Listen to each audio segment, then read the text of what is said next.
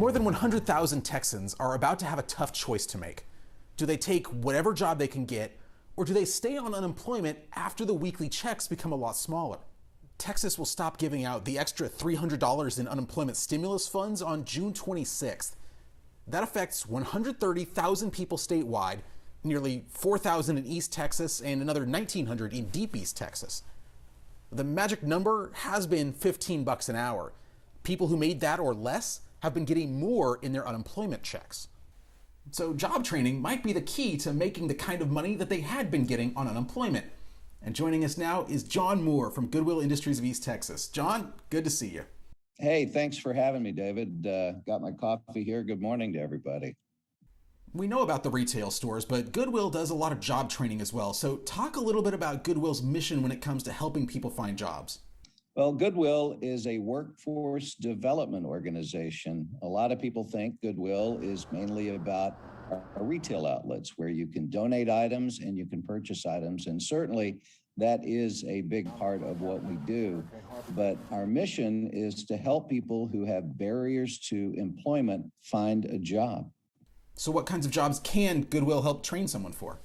It really runs the gamut, David. We have people who wind up working in restaurants. We have people who wind up working for Amazon. We have a lady who recently came through after her business in a country in Africa.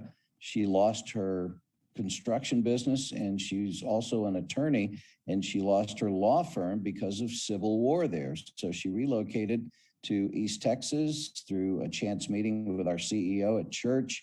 They connected, and she and her husband went through one of our computer training programs where she received several certifications in computers and was hired by Amazon in Houston, Texas. So it really can run the gamut, and the best way to find out what different training programs that we have and opportunities that we have is to visit our website, which is goodwilleasttexas.com.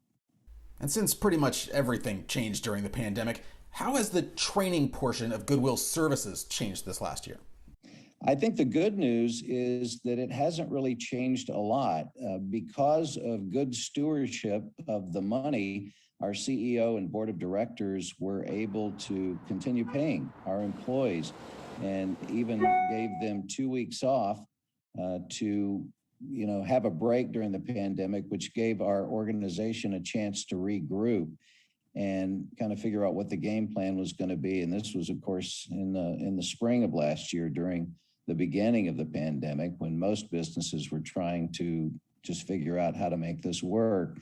But there were a number of people within the organization who were able to transition into different positions. We have, like any organization, we have positions that become available as people move up or they move on to other jobs and other companies.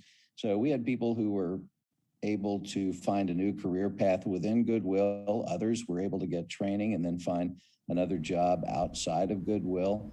So not a lot really changed other than we, like most businesses, had to figure out how to make it work, which I think, if I do say so myself, our board and our CEO did a fine job with that.